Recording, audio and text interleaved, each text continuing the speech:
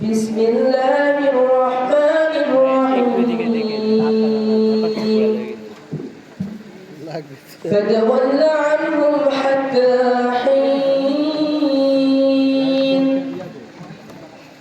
وأبصرهم فسوف يبصرون سبحان ربك رب العزة عما يصفون وسلام على المرسلين والحمد لله رب العالمين صدق الله العظيم السلام عليكم ধন্যবাদ অবশ্যই এ পর্যায়ে আমি আপনাদেরকে আবার অনুরোধ করতেছি, আমরা দেখতে পাচ্ছি সামনে ফাঁকা জায়গা আছে, কিন্তু প্যান্ডেলের বাইরে অনেক ভাই দাঁড়িয়ে আছেন। এই জন্য কয়েকজন মিনতি করব, অনুরোধ করব, আপনারা সকলেই প্যান্ডেলের সামনে নিচে এসে বসে যান ইনশাআল্লাহ। এ পর্যায়ে আপনাদের সামনে গুরুত্বপূর্ণ তাফসীর পেশ করছেন আজকের মাহফিলের প্রধান বক্তা হযরত মাওলানা মাহমুদুল হাসান ঢাকা। হযরত মাওলানা মাহমুদুল হাসান ঢাকা, ধর্মীয় আলোচক, এটিএন বাংলা, বাংলা ভূষণ, চ্যানেল 24 ঢাকা, খতিব আল মদিনা কেন্দ্রীয় জামে মসজিদ ফেনী। হযরতকে তাফসীর পেশ করার জন্য অনুরোধ করছি।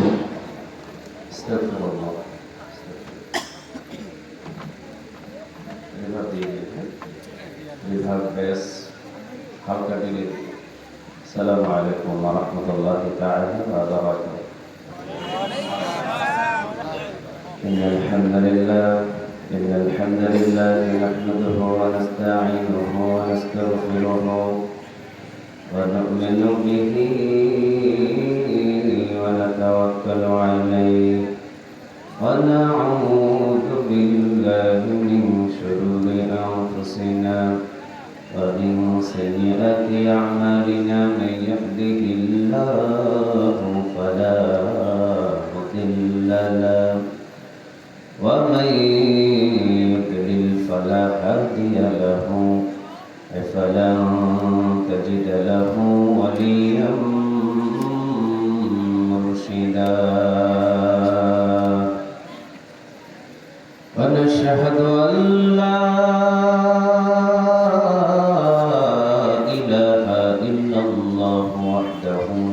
شريك له والذي لا ضد له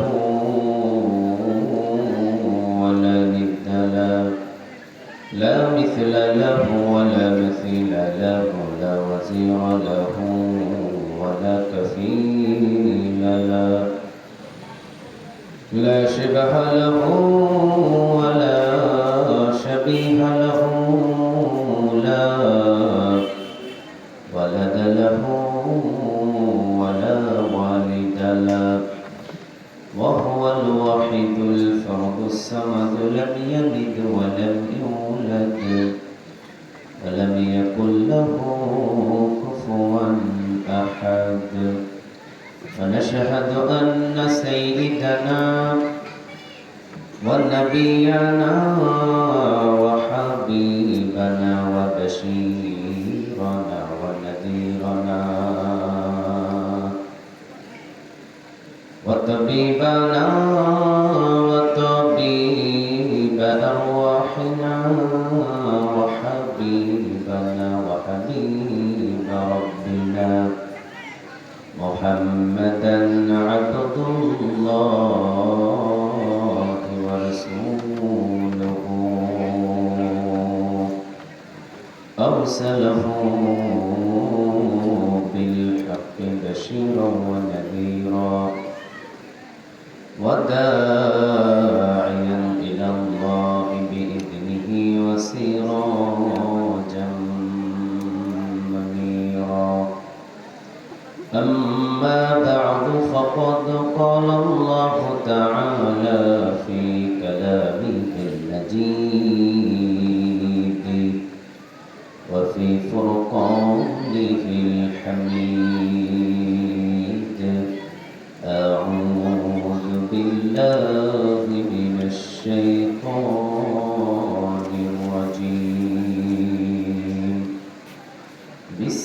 الله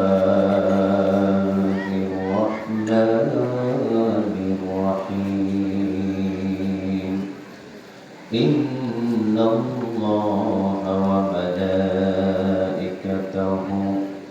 يصلون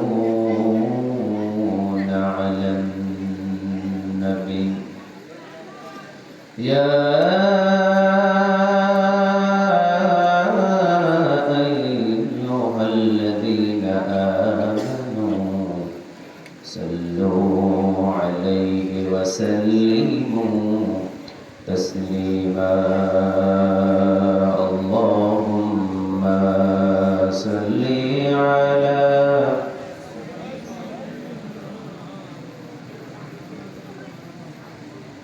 وعلى آل سيدنا اللهم صل على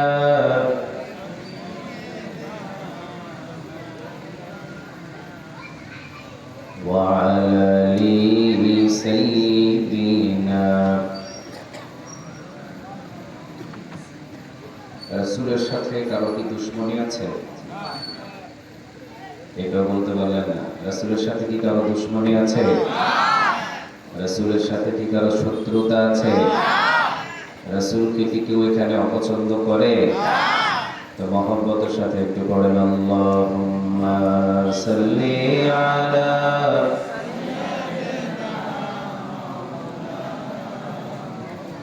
وعلى آل سيدنا তাহাজ্জুদের জায়নামাজে মরণ তুমি দিও প্রভু একামতে দিনের কাজে কবুল করে নিও প্রভু তাহাজ্জুদের জায়নামাজে মরণ তুমি দিও প্রভু একামতে দিনের কাজে কবুল করে নিও প্রভু আল্লাহুম্মা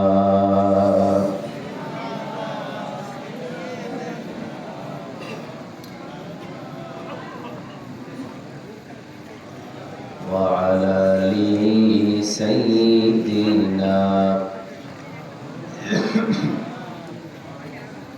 কত ব্যথা কত ভাবে শুয়েছ যে তুমি তোমারি খুনে লাল তায়েফের ভূমি ফেরেশতা এসে চায় ধ্বংসের হুকুম লাহুমাকা মুহাম্মদ রামনিতে হযরত ওয়াল্লাহ ক্ষমা করো এতাই বাসী ওরা বুঝেনি যে আমি যে মুহাম্মদ হৃদয় মুহাম্মদ আল্লাহুম্মা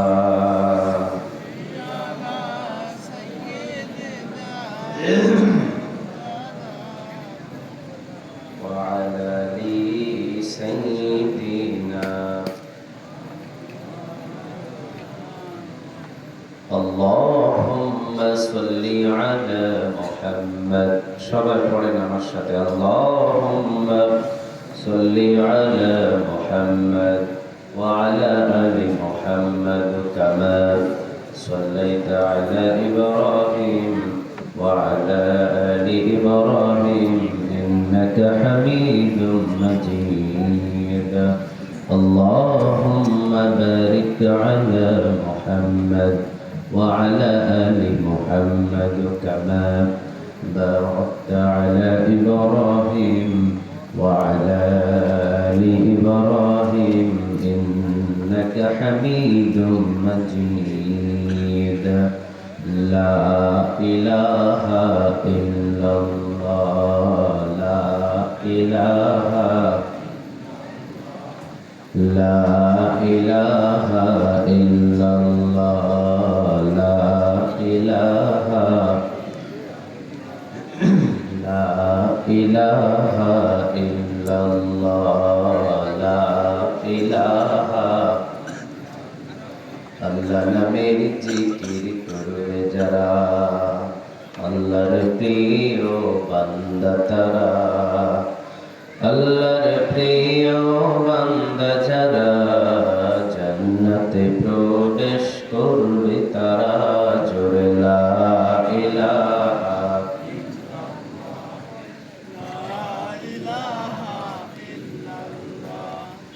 লা ইলাহা ইল্লাল্লাহ লা ইলাহা লা ইলাহা ইল্লাল্লাহ মুহাম্মাদুর রাসূলুল্লাহ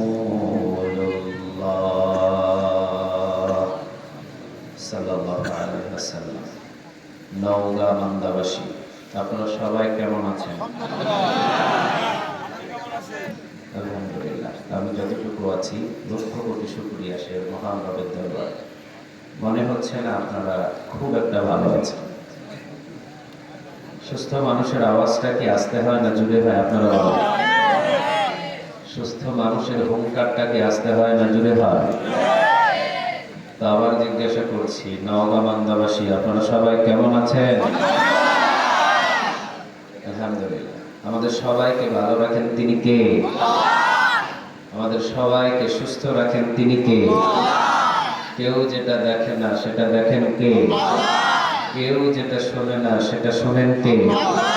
কেউ যেটা বোঝে না সেটা বুঝেন কে? সকল ক্ষমতার মালিক কে? ক্ষমতায় বসান তিনি কে? ক্ষমতা থেকে নামান তিনি কে? ফুলের মালা দিয়ে সম্মানিত করেন তিনি কে? মাঝে মাঝে জুতার মালা পরায় তিনি কে? দেশে রাখার মালিক কে? দেশ থেকে তাড়ানোর মালিক কে? সব কিছু কার হুকুমে হয়? আল্লাহর প্রতি শুকরিয়া আদায় করে আমরা পড়ছি আলহামদুলিল্লাহ, পড়ছি রব্বানা লাকাল হামদ হামদান কাসীরান তাইয়িবান মুবারাকান ফি। সবাই পড়েন আল্লাহু আকবার কাবীরা আলহামদুলিল্লাহি কাসীরা সুবহানাল্লাহি বুকরাতান ওয়া আসীলা সুবহানাল্লাহি ওয়া বিহামদিহি আদাদা খালকিহি ওয়া রিদা নাফসিহি ওয়া জিনাতা আরশিহি ওয়া মিদাদা কালিমাতি। সবাই পড়েন লাকাল হামদ বিল কোরআন, লাকাল হামদ বিল ইসলাম, লাকাল হামদ বিআসমাইক হুয়া লাকা বিহি সাম্মাইতুহু, লাকাল হামদ ইয়া রব। সবাই একসাথে আওয়াজ দিয়ে ইয়া রব কামা ইয়ানবাগি লিজালালি ওয়াজহিক ওয়া আযীমি সুলতানিক। প্রশংসাগুলো করলাম কার? আমরা সব জায়গায় প্রশংসাগুলো করব কার? খাওয়ার শুরুতে কার? যখন শেষ হয়ে যায় তখন কার? রাস্তাঘাটে চলার সময় কার? মাল চুরি করার সময় কার? হ্যাঁ? আল্লাহ এগুলো থেকে আমাদের মাফ করুক, বলেন আমিন।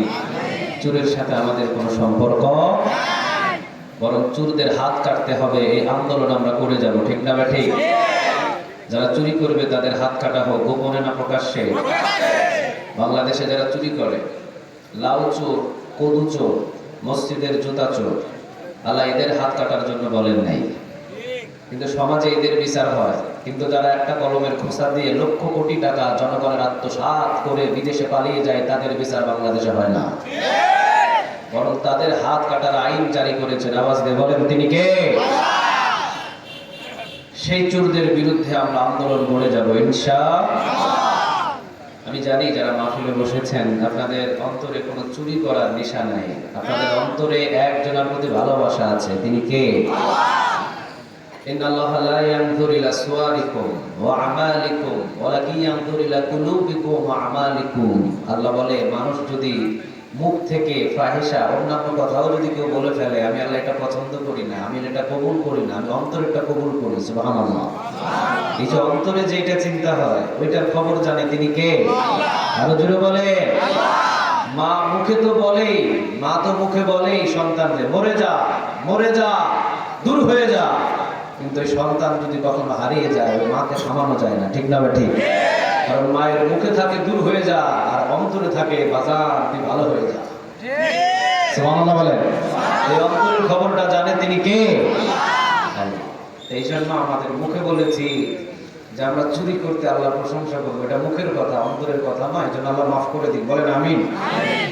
আমি ভূমিকা শুরু না করতেই চাদর ও কালেকশনের বিষয়ে একটু ঘোষণা হলো।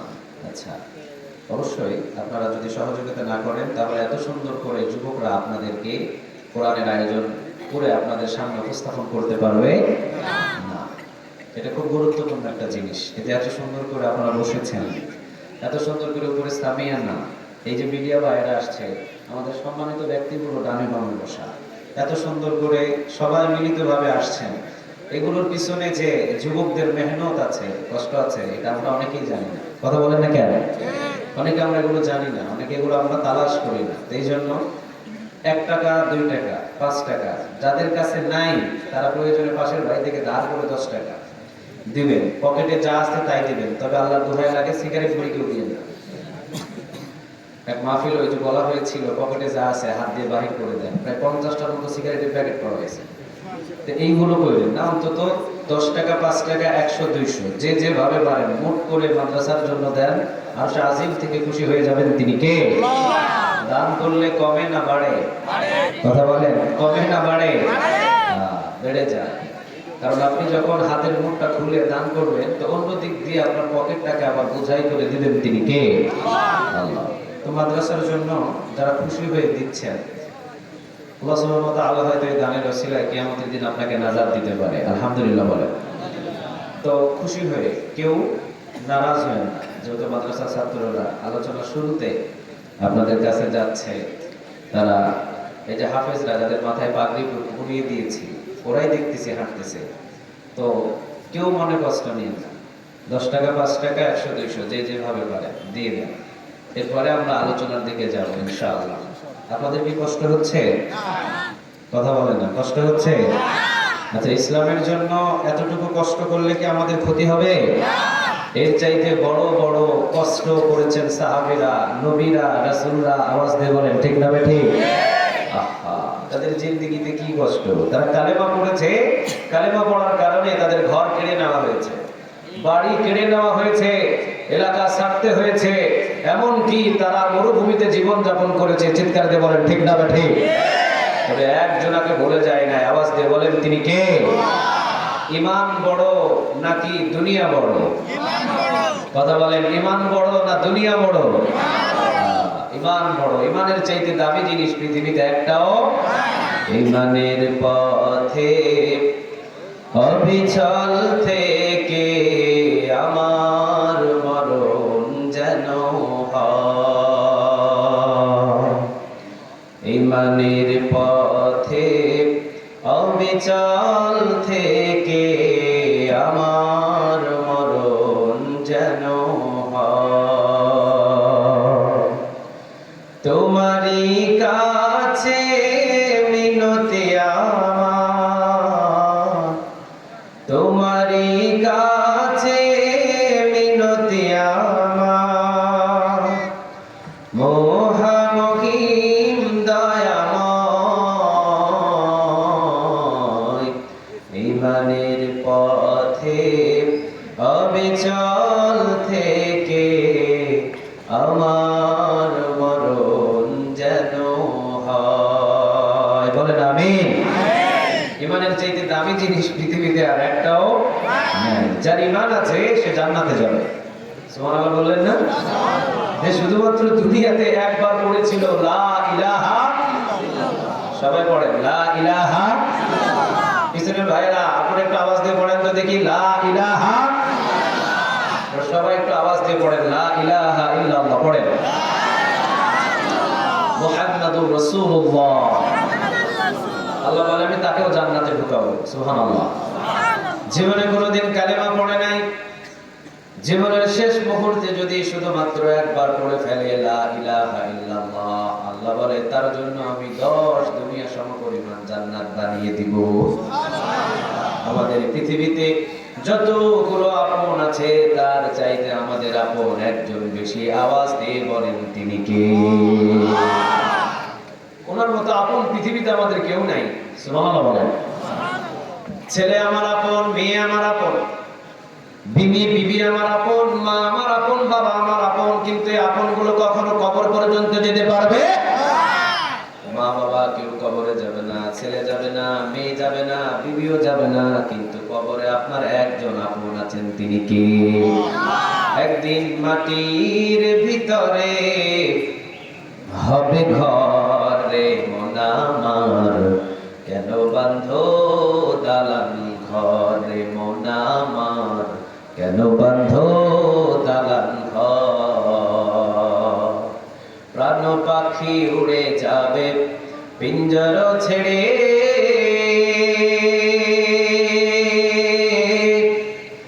ধরা ধামে সবই রবে তুমি যাবে চলে।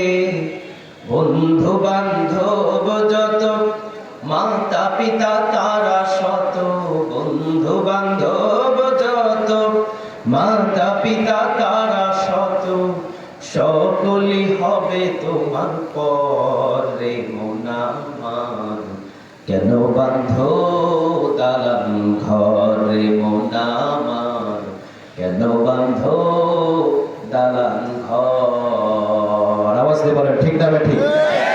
ছেলে আপন নয়, মেয়ে আপন নয়, বিবি আপন নয়, আত্মীয় স্বজন সবাই দুনিয়াতে রবে সাদা কাফনের কাফন পরিধান করে একা একা বিদায় করে নেবেন আপনাকে, তিনি কে?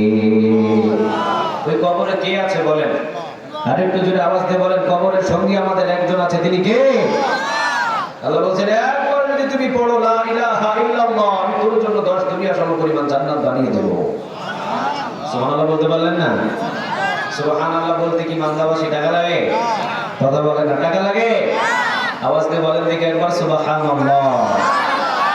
একবার যদি কেউ ইচ্ছা করে সুবহানাল্লাহ বলে, তো আল্লাহ বলছেন আসমান জমিনের খালি জায়গা নেক দিয়ে তার আমলনামা জমা করে দিব। সুবহানাল্লাহ অর্থটা হলো আমার আল্লাহ পবিত্র। সুবহানাল্লাহ অর্থ কি? কে পবিত্র? আরেকটু জোরে বলেন। ওনার মতো পবিত্র সারা পৃথিবীতে কেউ আছে? কথা বলেন, কেউ আছে? কোন মুসল্লি আছে? কোন বক্তা আছে? বাবা ঘরের ইমাম আছে? নাই। পৃথিবীর সবথেকে পবিত্র একজন, আওয়াজ দিয়ে বলেন তিনি কে? ওনার ভিতরে কোনো হিংসা নাই। যে ওনার বিরোধিতা করে তারেও খাওয়ায়, যে আল্লাহর গোলামি করে তারেও খাওয়ায়। আওয়াজ দিয়ে বলেন ঠিক না ঠিক? এই যে আত্রাই নদী পাশে, এটা কি নদী? এই নদীর মাছ হিন্দু খায়, এই নদীর মাছ মুসলমান খায়, এই নদীর মাছ মুনাফিক খায়, আবার এই নদীর মাছ মসজিদের মুসল্লিও খায়। আওয়াজ দিয়ে বলেন ঠিক না ঠিক? আল্লাহ কি বলছে শুধু মুসলমানেরা খাবে আর কেউ খাইতে পারবে না? কথা বলে না, বলছে? আল্লাহ বলে তোরা সবাই খা, আমার ভিতরে কোনো হিংসা নাই, আমি পবিত্র। সুবহানাল্লাহ বলে। সুবহানাল্লাহ এটা যদি কেউ বলে, আল্লাহকে পবিত্র যদি ঘোষণা দেয়, তো এক নাম্বার এসে আসমান জমিনের খালি জায়গাটা নেক দিয়ে পূরণ হওয়া নেক পাবে। আর দ্বিতীয় নাম্বার আল্লাহ বলছে আমি যে তাকে কি দিব সেটা আমি আর সে জানি, পৃথিবীর কেউ জানে না। সুবহানাল্লাহ বলে। ইউসুফ আলাইহিস সালাম, আপনাদের পাশের গ্রামের ইউসুফ, তো যে নবীর নাম নিলাম এটা আপনাদের পাশের গ্রামে বাড়ি? আপনার নদীর ওই পাশে বাড়ি? জুদ বাজারে বাড়ি? কোথায় বাড়ি? উনি কি ছিলেন? কথা বলেন না, কি ছিলেন? ইউসুফ আলাইহিস সালাম দেখতে ছিলেন খুব সুন্দর, পৃথিবীর অর্ধেক সুন্দর আল্লাহ তাকে দান করেছে। সুবহানাল্লাহ বলেন। পৃথিবীর অর্ধেক সুন্দর আল্লাহ তাকে দান করেছে, তবে আমার নবী থেকে বেশি সুন্দর নয়। ওই যুগের মহিলারা এসে আমাদের আয়েশা রাদিয়াল্লাহু তাআলা আনহাকে বলেছিল আমাদের ইউসুফ সুন্দর। আমাদের আয়েশা রাদিয়াল্লাহু তাআলা আনহা উনি বলেছিল না, আমার রাসূল সুন্দর। সবচেয়ে বেশি চিৎকার দিয়ে বলেন আল্লাহু আকবার। ইহুদি নারীরা বলল ইউসুফকে দেখে ওই যুগের মহিলারা ফল কাটতে কাটতে হাতগুলো কেটে ফেলেছে, তাহলে ইউসুফ তো বেশি সুন্দর। ইউসুফ আলাইহিস সালামের জামানায় মহিলারা হাত কাটতে কাটতে, ফল কাটতে কাটতে হাত কেটে ফেলেছে ইউসুফ আলাইহিস সালামের চেহারা দেখে। আম্মা জান আয়েশা রাদিয়াল্লাহু তাআলা আনহা উনি বললেন, ওই জামানার মহিলারা যদি আমার নবীকে একবার দেখতো, ফল কাটতে কাটতে, হাত কাটতে কাটতে কখন যে তারা নিজেদের কলিজায় পোঁছ লাগিয়ে দিত, বিন্দু পরিমাণ তারা টের পেত না। ইউসুফরে দেখে হাত কাটা যায়, কিন্তু ইউসুফরে দেখে ক্ষুধা নিবারণ হয় না। আর আমার রাসূলের চেহারা দেখে দিনের পর দিন সাহাবীরা খাবারের কথা ভুলে গেছে। চিৎকার দিয়ে বলেন আল্লাহু আকবার। আবু বকর সিদ্দিক রাদিয়াল্লাহু তাআলা আনহু উনি বলেছেন, আমি একবার চন্দ্রের দিকে তাকাই, আরেকবার মসজিদে নববীর দিকে তাকাই, তাকিয়ে দেখি চন্দ্র আমার কাছে অন্ধকার লাগে আর রাসূলের চেহারা আমার কাছে আলোকিত লাগে। চন্দ্রের চাইতে সুন্দর করে আমার রাসূলকে বানাইছেন। আওয়াজ দিয়ে বলেন তিনি কে? তো রাসূল সাল্লাল্লাহু আলাইহি ওয়াসাল্লাম যখন ঘরে ঢুকতেন, বিবিদের ঘরে, ওরা ঘরটা আলোকিত হয়ে যেত। বিবিদের ঘরে কেরোসিনের তেল ছিল না, বিবিদের ঘরে ডিজেল কোনো তেল ছিল না, অন্ধকারের ভিতরে বিবিরা বসে থাকতেন। রাসূল যখন ঘরের ভিতরে প্রবেশ করতেন, রাসূলের চেহারার আলোকিত অবস্থায় আম্মা জান আয়েশা রাদিয়াল্লাহু তাআলা আনহা বলেন, আমরা সিলাইয়ের কাজ তখন আরম্ভ করে দিতাম। সুবহানাল্লাহ বলেন। পৃথিবীর হলিউড বলিউডের সব নায়ক নায়িকাদেরকে যদি আপনাদের এই মান্দা থানায় উপস্থিত করা হয়, অন্ধকার অমাবস্যার রাতে আলোকিত হবে না? সবাইকে বললেন না, আলোকিত হবে না। শাহরুখ খান, শাকিব খান, এই যে বাংলাদেশের যাদেরকে দেখা যায়, হ্যাঁ, হিরো আলম,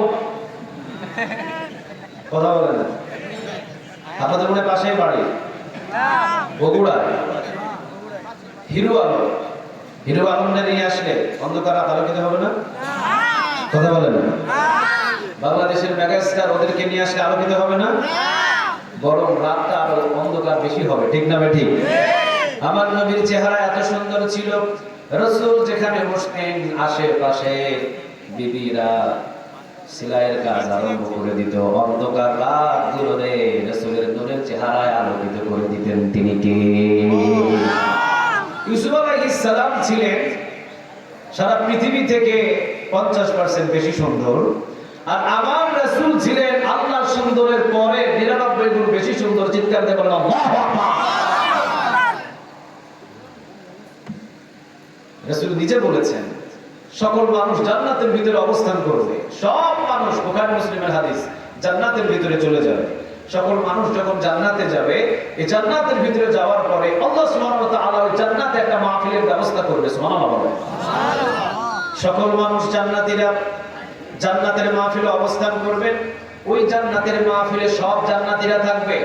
এত বিশাল প্যান্ডেল হবে, আর যেই মঞ্চ হবে, মঞ্চের উপরে 1.25 লক্ষ প্রায় চেয়ারের ব্যবস্থা করবেন। তিনি কে?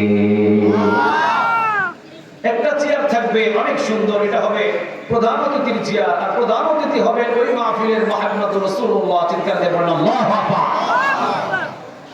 আর বিশেষ অতিথি হবেন সকল নবীরা এবং রাসূলরা, আর ওই মাহফিলের সভাপতি হবেন স্বয়ং একজন। আওয়াজ দিয়ে বলেন তো তিনি কে?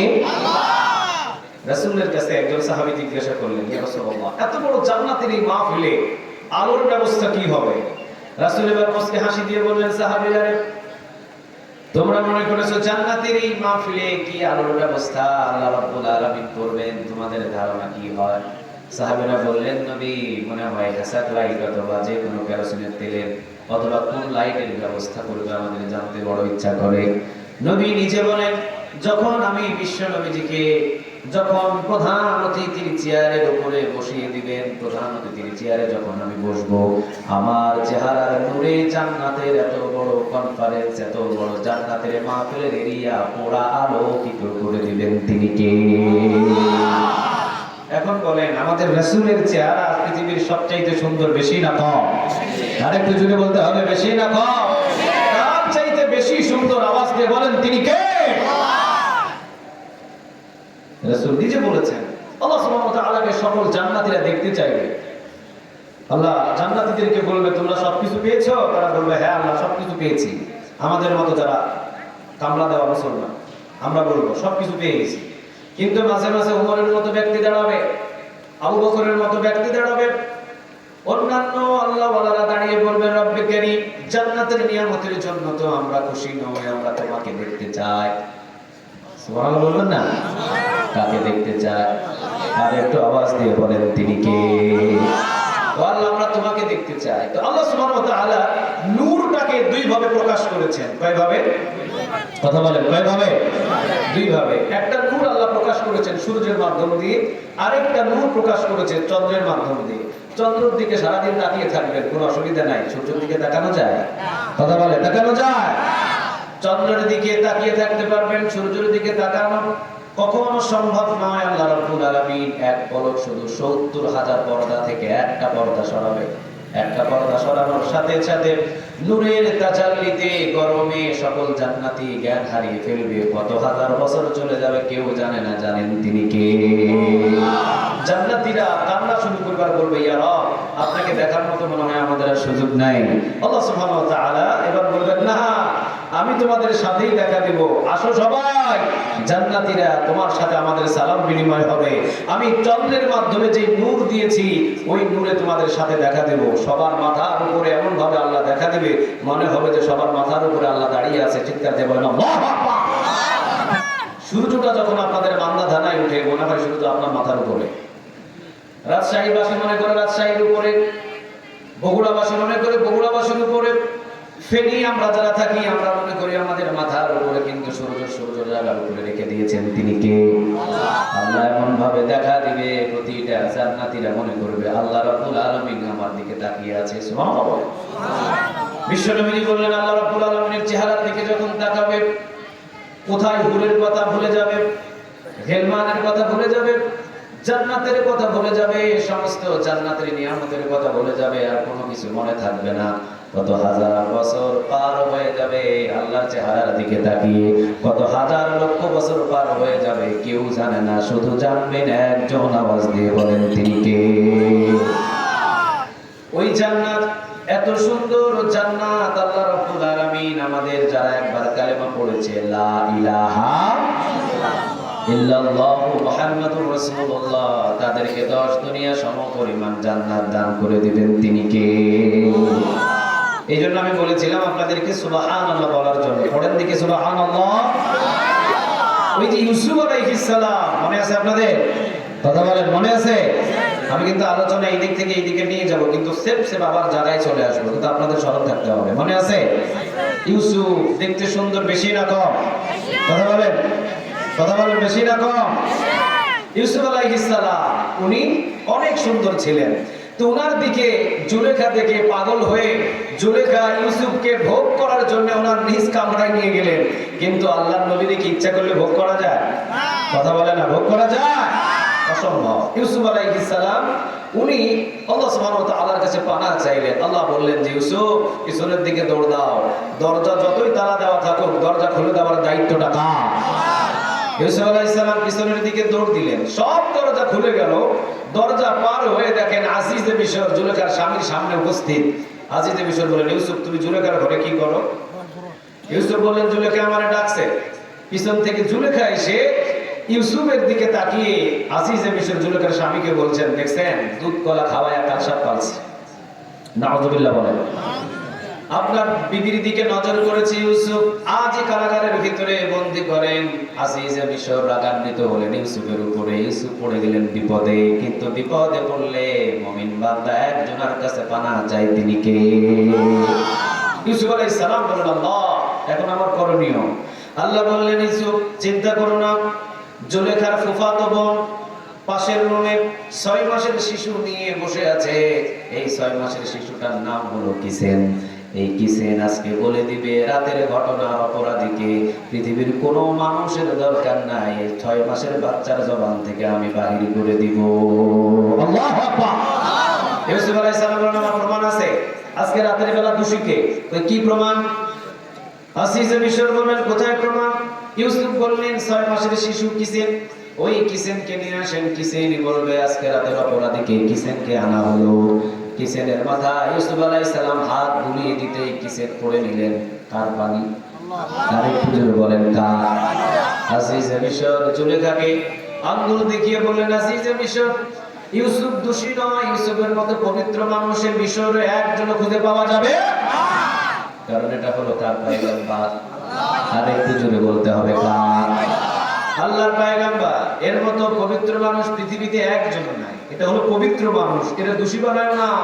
আজিজে বিশাল, তোমার একটা বাণী শিখিয়ে দিই, জামাটারে পরীক্ষা করো। জামা যদি ইউসুফের পিছনের দিকে ছেঁড়া হয় তাহলে জুলেখা দায়ী হবে, আর ইউসুফের যদি সামনের দিকে ছেঁড়া হয় ইউসুফ দায়ী হবে। কিন্তু জামা আজিজে মিশর দেখলেন পিছনের দিকে ছেঁড়া, জুলেখা দায়ী হওয়ার পরে ইউসুফের কারাগারে যেতে হলো। যুগে যুগে অসংখ্য সৎ মানুষ, ইমানদার মানুষদেরকে জালিমরা কারাগারে বন্দী করে, এমন ইতিহাস আছে না? না, দোষ নাই। জীবনে কোনোদিন চুরি করে নাই, জীবনে কোনোদিন ডাকাতি করে নাই, জীবনে কোনোদিন যুদ্ধ অপরাধী ছিল না, জীবনে কোনোদিন কোনো মানুষকে গালি দেয় নাই। এরপরও কোরআনের তাফসীর মাহফিলে কোরআনের কথা বলাই 12 বছর 13 বছর অন্যায়ভাবে জালিমরা কারাগারে বন্দী রাখে, এমন ইতিহাস বাংলাদেশে আছে না? নাই। ইউসুফ আলাইহিস সালামের জমান থেকে নয়, যুগে যুগে যুগে যুগে ইমানদারেরা জেলখানায় থাকে, ঠিক না ঠিক? মুমিনদের জন্য জেলখানায় যেতে হয়। এটা হলো এক একটা মুমিনরা সুন্নাহ আদায় করে, চিৎকার দিয়ে বলেন আল্লাহু আকবার। আমার রাসূল ছিলেন 3 বছরের বেশি জেলখানায়, সমস্ত নবীরাই প্রায় জেলখানায় অবস্থান করেছেন। জেলখানায় গেলে ঈমান বাড়ে না কমে? আর একটু জোরে বলতে হবে, বাড়ে না কমে? কিন্তু জালিম যারা জেলখানায় ভরে তাদেরকে সাইজ জমিনের মানুষ করে না, তাদেরকে ধরেন তিনি কে? আল্লাহ। আরেকটা আওয়াজ দিয়ে বলেন তিনি কে? এই বিষয় নিয়ে আমরা আজকে কিছু আলোচনা করব। আপনারা বসতে রাজি আছেন তো? কথা তো বললেন না, বসতে রাজি আছেন? ইউসুফ আলাইহিস সালাম জেলখানায় গেলেন, টানা 10 বছরের বেশি সময় জেলখানায় থাকলেন। আল্লাহ বললেন, ইউসুফ তোমাকে আমি জেলখানা থেকে বাহির করে আমি তোমাকে এই মিশরের ক্ষমতার চেয়ারে বসিয়ে দিব। চিৎকার দিয়ে বলেন আল্লাহ। ক্ষমতায় বসান তিনি কে? আবার নামান তিনি কে? কুলিল্লাহুম্মা মালিকাল মুলকি তুতিল মুলকা মান তাশাউ ওয়া তানজিউল মুলকা মিম্মান তাশাউ ওয়া তুইজ্জু মান তাশাউ ওয়া তুযিল্লু মান তাশাউ বিয়াদিকাল খায়র ইন্নাকা আলা কুল্লি শাইইন কাদির। ইজ্জত দিয়ে আমি, বেইজ্জত করি আমি, ক্ষমতার চেয়ারে বসাই আমি, আবার ক্ষমতা থেকে নামাই আমি। আসিসে মিশর বানিয়ে দিলেন ইউসুফরে, খাদ্যমন্ত্রী বানিয়ে দিলেন ইউসুফরে। 7 বছর পর্যন্ত মিশরের ভিতরে অভাব অনটন, ইউসুফের কাছে আছে খাদ্যের ভান্ডার। ইউসুফ ত্রাণ বিতরণ করা শুরু করলেন, মিশরের মানুষগুলো লাইন ধরে সবাই ত্রাণ নেওয়া শুরু করলেন। ইউসুফ আলাইহিস সালাম 1 সা 2 সা 3 সা করে ত্রাণ বিতরণ করে। কিন্তু হঠাৎ একজন ঘোড়াটাকে খুব দ্রুত গতিতে, ইউসুফ যেখানে ত্রাণ বিতরণ করে খুব দ্রুত গতিতে ইউসুফের সামনে এসে ঘোড়াটাকে ইউসুফের সামনে দাঁড় করিয়ে ইউসুফের সামনে ঘোড়া থেকে লাফ দিয়ে বস্তা কাঁধের উপর থেকে বাহির করে বললেন, ইউসুফ আমাকে গম দেন। সুবহানাল্লাহ। কি দেন? কথা বলেন না, কি দেন? ইউসুফ আলাইহিস সালাম বললেন, বাবা আমার কাছে তো গম নিতে হলে লাইনে দাঁড়াতে হবে। এ বলে যে আমি লাইনে দাঁড়িয়ে গম লওয়া মানুষ নই, আমাকে গম দেন। চিৎকার দিয়ে বলেন আল্লাহু আকবার। মুখটা ছিল বাঁধা, মাথার ভিতরে ছিল কালো পাগড়ি পরিধান। তিনি বললেন, ইউসুফ আমাকে গম দেন, আমাকে ত্রাণ দেন। ইউসুফ বললেন, গম নেওয়ার জন্য যদি তুমি গম নিতে চাও তাহলে লাইনে দাঁড়াও, লাইনে দাঁড়ালে তোমাকে গম দেওয়া হবে। তিনি বললেন, ইউসুফ লাইনে দাঁড়িয়ে গম নেওয়ার আমার কোনো দরকার নাই, আমি আপনার কাছে গম চেয়েছি, আপনি আমাকে গম দেন। ইউসুফ তর্কে বিতর্কে জড়িত না হয়ে বললেন, এই ব্যক্তিটাকে 1 সা গম দিয়ে দেন। 1 সা গম যখন দিলেন তিনি বললেন, 1 সা গম আমি গ্রহণ করব না। আল্লাহু আকবার। তাহলে 2 সা গম দিয়ে দেন, 2 বড়া দিয়ে দেন। 2 বড়াও তিনি নেবেন না। 3 বড়াও তিনি নেবেন না। 4 বড়াও তিনি নেবেন না। অথচ মিশরের মানুষ অভাবে আছেন, 1 বড়া গম দিলেই মিশরের মানুষ খুশি হয়ে যায়। আর এই ব্যক্তিটা বলে 3 বড়া, 4 বড়া, 5 বড়া, 10 বড়া হয় না, 10 বড়াও নেব না। ইউসুফ বললেন, তুমি কে বাবা? 10 বড়া গম দিই তারপরেও তুমি নিবা না? এবার ইউসুফের সামনে ও মুখোশটাকে খুলে বলে, আপনি আমারে চিনেন নাই? আমি সেই কিসিন যে 6 মাসে আপনাকে পবিত্র ঘোষণা দিয়েছিলাম। চিৎকার দিয়ে বলেন আল্লাহু আকবার। ইউসুফ আলাইহিস সালাম কাছে টেনে নিয়ে কপালের উপরে চুমা দিয়ে ইউসুফ বললেন এই কিসেমকে 1 বোড়া 2 বোড়া 3 বোড়া গম দিয়ে হবে না, একে আমি 135 মণ গম হাদিয়া দিলাম। 100 কত মণ? কথা বলেন, 100 কত মণ? কয়বার পবিত্র বলায়? কথা বলেন কয়বার? আল্লাহ রাব্বুল আলামিন ডাক দিলেন ইউসুফরে, তুমি একবার তোমাকে পবিত্র বলায় তুমি কিসেমরে 135 মণ গম হাদিয়া দিলা। শুনে রাখো, জমিনের ভিতরে যদি কোনো বান্দা আমি আল্লাহকে সুবহানাল্লাহ বলে যদি পবিত্র ঘোষণা দেয়, আমি আল্লাহ রাব্বুল আলামিন তার জন্য 8টা জান্নাতের দরজা খুলে দেব। এবার একটু আওয়াজ দিয়ে বলেন সুবহানাল্লাহ। আর একটু আওয়াজ দিয়ে বলেন তো দেখি সুবহানাল্লাহ। তাহলে বুঝতে পারছেন, সুবহানাল্লাহ বলবেন তো কৃপণতা করবেন? কথা বলেন, কৃপণতা করবেন? যে একবার পড়েছে লা ইলাহা ইল্লাল্লাহ, তার জন্য কয় দুনিয়া সমপরিমাণ জান্নাত বানাইছেন তিনি কে?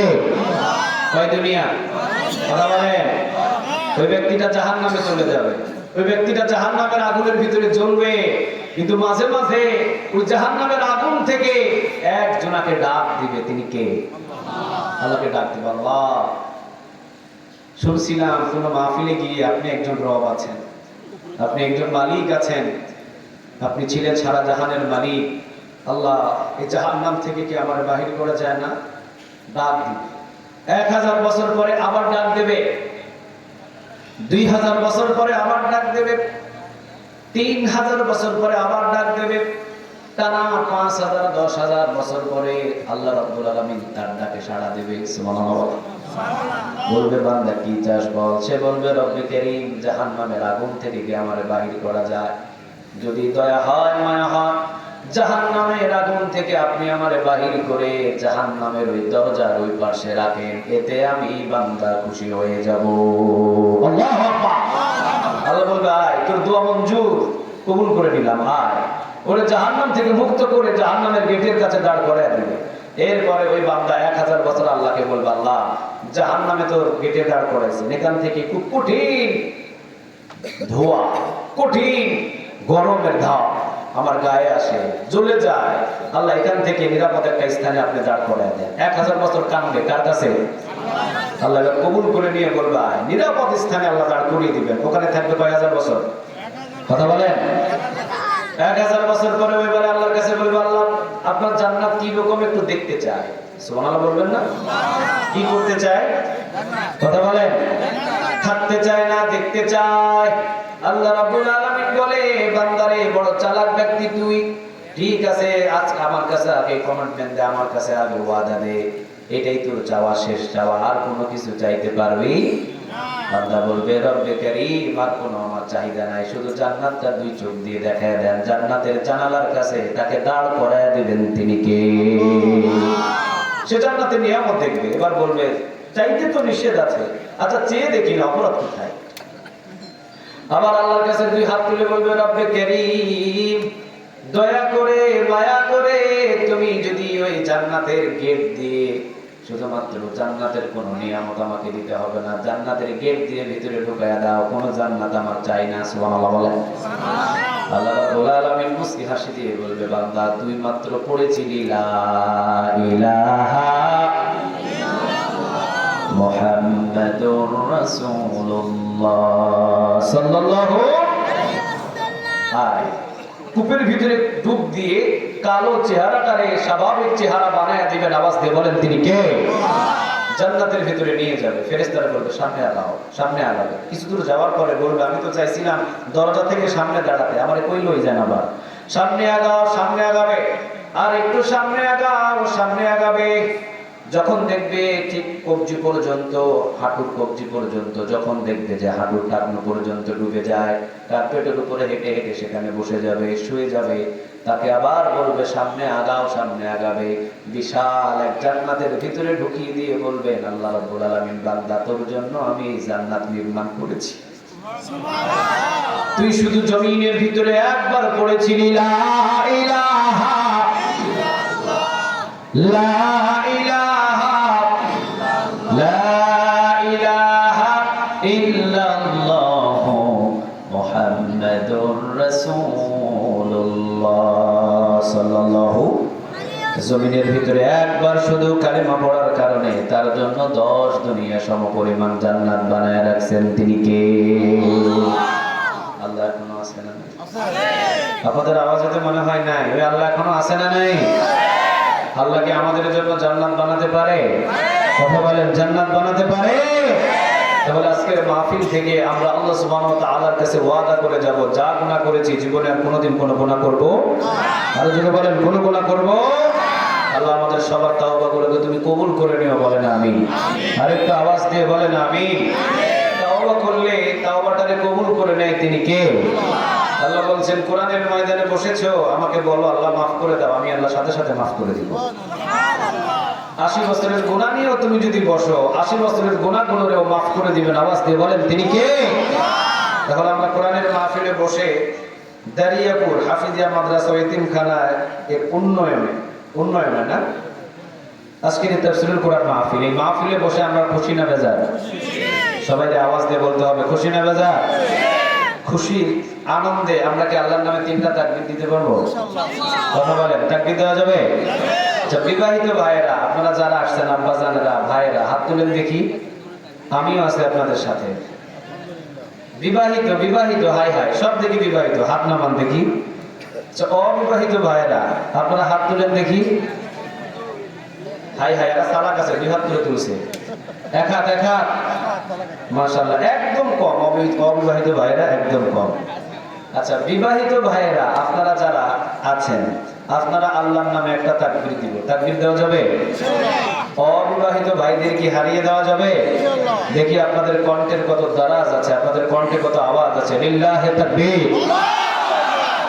এটা হলো বিবাহিত ভাইয়েরা, মানে কেউ আগে কেউ পরে, এদের কোনো কিছু ঠিক থাকে না, এটা ভালোভাবে জানা আছে আমাদের। সবসময় এরা পাকা ভাবে চলে, কেউ আগে বলছে কেউ পরে বলছে, সব উল্টা পাল্টাই বলছে। অবিবাহিত ভাইয়েরা আপনারা কি রেডি আছেন সবাই? বিবাহিত ভাইদের কি হারিয়ে দেওয়া যাবে? দেখি লিল্লাহি তাকবীর। মাশাআল্লাহ, কয়েকজনের আওয়াজে মনে হয়েছে পুরো প্যান্ডেলের চেয়ে হারাই ফেলছে এরা। এবার আমরা সবাই মিলে 3টা তাকবীর দিয়ে মূল আলোচনায় ঢুকে যাব। লিল্লাহি তাকবীর, লিল্লাহি তাকবীর। নারে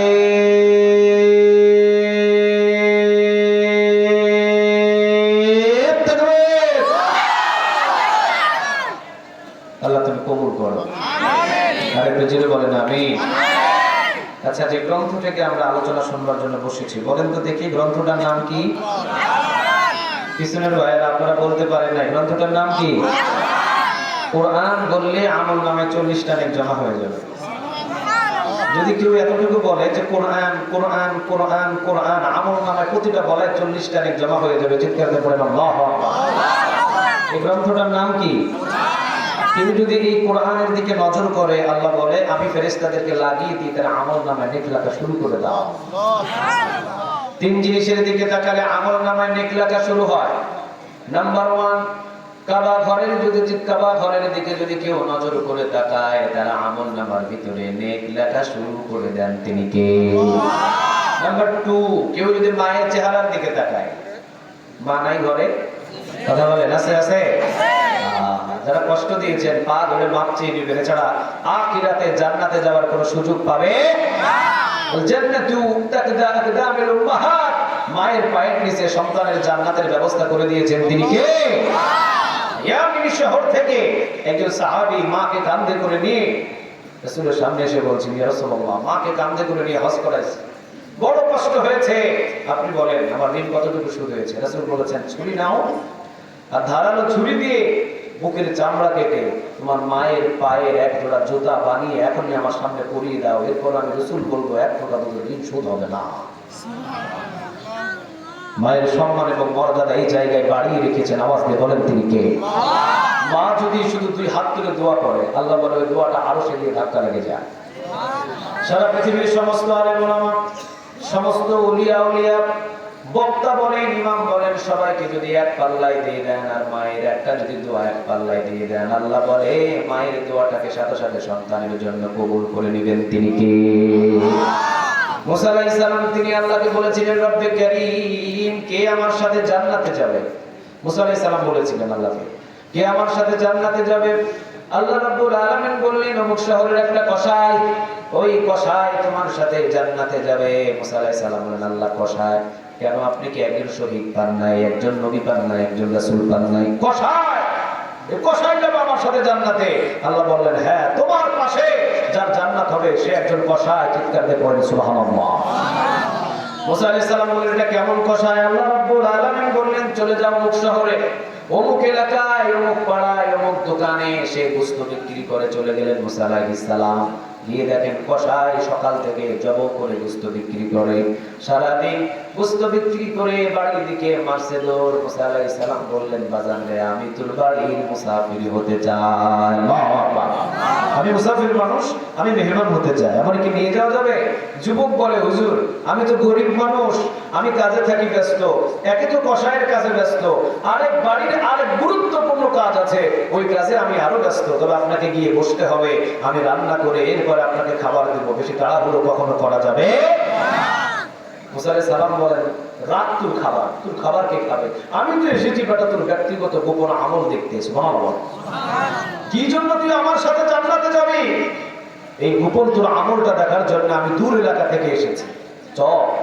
নিয়ে গেছেন মুসা আলাইহিস সালামকে বসিয়ে রাখছেন, গরম গরম কুসুম কুসুম পানি যুবক নিয়ে যাতে করে বৃদ্ধা মহিলা ঘরের ভিতরে থেকে কোলে করে নিয়ে বাহিরে এসে সুন্দর করে ধুয়ে মুছে পরিষ্কার করে সুন্দর জামা কাপড় পরিধান করে আবার ঘরের ভিতরে নিয়ে সাথে সাথে গোশতগুলো টুকরো টুকরো করে নিয়ে যাতে গোশতের সুন্দর ঝোল অথবা ভুনা করে এরপরে রুটি নরম নরম করে এক বাটি রুটি আর এক বাটি গোশত নিয়ে এই বৃদ্ধা মহিলার ঘরের ভিতরে ঢুকে বৃদ্ধা মহিলাকে বসিয়ে রুটি এবং গোশত ছিঁড়ে ছিঁড়ে মুখে তুলে দেয় আর বলে, সারাদিন তোর খেদমত করতে পারি না, এই জন্য তুই আমাকে মাফ করে দিস। সুবহানাল্লাহ। মা, সারাদিন তোর আমি খেদমত করতে পারি না, এই জন্য তুই আমাকে মাফ করে দিস। মা এবার দুই হাত তুলে দোয়া করে, রব্বে কারীম, জামানার পয়গম্বর মুসা আলাইহিস সালামের সাথে তুমি আমার এই কলিজার সন্তানটাকে জান্নাত দান করে দিও। সুবহানাল্লাহ। মায়ের মা দোয়া করে ফেলেছে, আল্লাহ জামানার পয়গম্বর মুসা আলাইহিস সালামের সাথে তুমি আমার এই সন্তানকে জান্নাত দান করে দিও। যুবক বলে, মা কতদিন এই দোয়া করবি? নিশ্চিত এই দোয়া কবুল হবে না, কারণ আমি হলাম কসাই। কসাই কিভাবে জামানার পয়গম্বর মুসা আলাইহিস সালামের সাথে জান্নাতে যেতে পারে? সাথে সাথে মুসা আলাইহিস সালাম ঘরে প্রবেশ করে বললেন, বাজান রে, খুব চিন্তিত ছিলাম, তোর গোপন আমল কি আছে যার জন্য তুই আমার সাথে জান্নাতে যাবি? আল্লাহ রাব্বুল আলামিন নির্ধারিত করেছে, তবে তোর ব্যক্তিগত আমল দিয়ে নয়, তোর মায়ের দোয়ায় মুসা আলাইহিস সালামের সাথে তোকে জান্নাতে কবুল করে নিয়েছেন। তিনি কে? আমি মুসা আলাইহিস সালাম তোর মায়ের খেদমত করাই, খুশি হয়ে তোর মা যে দোয়া করেছে, দোয়ার ফজিলতে মুসা আলাইহিস সালামের সাথে জান্নাতি হিসাবে তোকে কবুল করেছেন। তিনি কে? তাহলে মায়ের চেহারাটা দেখে যদি নজর করেন, আমল নামায় নেক লেখা শুরু করে দেন। তিনি কে? 3 নম্বরে, এই কোরআনের দিকে যদি কেউ নজর করে তো আমল নামার ভিতরে নেক লেখা শুরু হয়ে যায়। চিৎকার দিয়ে বলেন আল্লাহু আকবার। তাহলে কোরআন তেলাওয়াত করলেও লাভ, কোরআনের দিকে তাকিয়ে থাকলেও লাভ, কোরআনটা ধরলেও লাভ। চিৎকার দিয়ে পড়েন সুবহানাল্লাহ। কোরআনের সাথে সম্পর্ক হলে লাভ বেশি না কম? আর একটু জোরে বলতে হবে, বেশি না কম?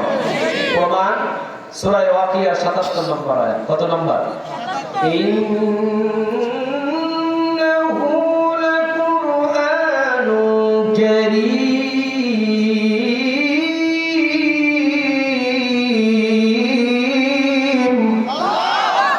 ইন্নাহু লাকুরআনুন কারীম কোরআন হলো সম্মানিত কিতাব, যে কোরআনের সাথে সম্পর্ক করবে, কোরআনের সাথে চলাফেরা করবে, তার সম্মান আর মর্যাদা বাড়িয়ে দিবেন। তিনি কে? পৃথিবীতে যে কোরআনটা সবচেয়ে বেশি পাঠিত হয়েছে, এই গ্রন্থটার নাম কি? যে গ্রন্থটা সবচাইতে বেশি ছাপানো হয়েছে, গ্রন্থটার নাম? পৃথিবী যে গ্রন্থটার জন্য মানুষ জীবন বেশি দিয়েছে, এই গ্রন্থটার নাম? পৃথিবীর ভিতরে যে গ্রন্থটা মানতে গিয়ে হামলা খেয়েছে, মামলা খেয়েছে, এই গ্রন্থটার নাম? এই কোরআন যখনই আপনি মানবেন, পৃথিবীর কিছু মানুষ আছে আপনার বিরুদ্ধে চলে যাবে, কিন্তু মানুষ যদি বিরুদ্ধে চলে যায়, এই ভয়ে কি কোরআন মানা বন্ধ করা যাবে? আওয়াজ দিয়ে বলতে হবে, বন্ধ করা যাবে? এই কোরআন মানতে গিয়ে হতে পারে আপনার বিরুদ্ধে রাষ্ট্র চলে যাবে, এই কোরআন মানতে গিয়ে হতে পারে আপনার বিরুদ্ধে প্রশাসন চলে যাবে, এই কোরআন মানতে গিয়ে হতে পারে আপনার বিরুদ্ধে সরকার চলে যাবে, এই কোরআন মানতে গিয়ে হতে পারে আপনার বিরুদ্ধে এমন কিছু মানুষ চলে যাবে যাদের সাথে আপনার ঘরের ভিতরে বসবাস, সারা পৃথিবী যদি আপনার বিরুদ্ধে চলে যায়, এরপরে কোরআনটাকে ধরে রাখতে হবে, ঠিক না বেঠিক? কোরআনটাকে কখনো ছেড়ে দেওয়া যাবে না। আরো ধরে বলেন, ছেড়ে দেওয়া যাবে না।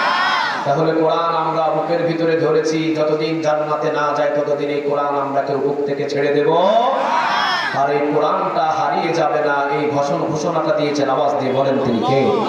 আল্লাহ রাব্বুল আলামিন বলেছেন পৃথিবীতে কোরআনের বিরুদ্ধে অসংখ্য দল তৈরি হবে। বাংলাদেশে আছে না? আসতে বলেন, আছে না? 17টা বছর পর্যন্ত চেষ্টা করেছে, কিন্তু কখনো লাভবান হতে পারে না। আরো জোরে বলেন, পারে না। মনে করেছে কোরআনটাকে নিস্তব্ধ করে দিবে, কারণ কোরআনটাকে শেষ করা যায় না। এই কথাটা ইন্না নাহনু নাযালনা যিকরা ওয়া ইন্না লাহু লাহাফিজুন।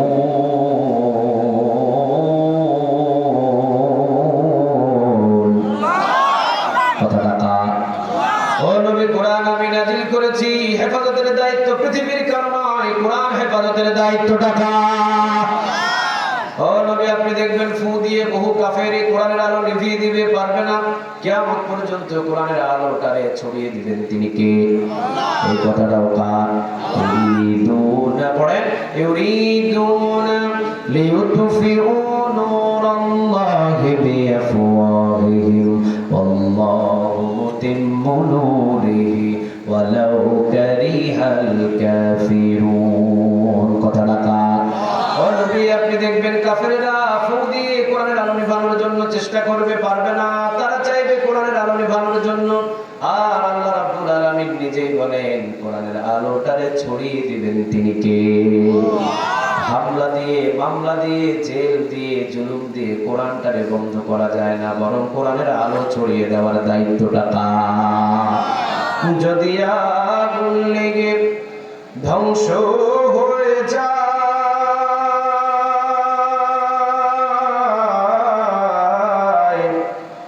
ধ্বংস হয়ে যায়, যদি আগুন লেগে যাই পড়ে যায়, আগুন লেগে যাই পড়ে যায়, পৃথিবীর সব বইয়ের দোকান বিশ্ব থেকে হারাবে না পবিত্র কোরআন, বিশ্ব থেকে হারাবে না পবিত্র কোরআন, ঠিক না? ঠিক। সারা পৃথিবীর সব বইগুলো জ্বালিয়ে দিবে, সব দোকানগুলো জ্বালিয়ে দিবে, পৃথিবী থেকে কোরআনটাকে কেউ মুছাতে পারবে না, কারণ কোরআন হেফাজতের দায়িত্বটা কার? সেই কোরআন থেকে আমরা আলোচনা শুনতে রাজি আছি না নাই? আরেকটু জুড়ে বলেন, আছি না নাই? কোরআনের একটা আয়াত থেকে যদি কেউ 1 ঘন্টা আলোচনা শুনে, রাসূল বলেছেন 500 রাকাত কবুল হওয়া নফল নামাজের নেক আল্লাহর আমল নামা জমা করে দিবেন। তাহলে কোরআন থেকে আলোচনা শুনলে ঈমানটাকে বাড়িয়ে দেন তিনি কে? জুড়ে বলেন, তিনি কে? ধৈর্য নিয়ে কিছু সময় কি বসা যাবে? আরেকটু জুড়ে বলেন, বসা যাবে? এই কোরআনের ভিতরে সূরা আছে কয়টা? 114টি। মাশাআল্লাহ, ছোট বাচ্চারা বলতেছে, আপনারা বলেন না কেন? সূরা আছে কয়টা? 114টি। প্রথম নাম্বার সূরাটার নাম কি? সূরাতুল আলহামদুলিল্লাহি রাব্বিল আলামিন আর-রাহমানির রাহিম মালিকি ইয়াউমিদ্দিন।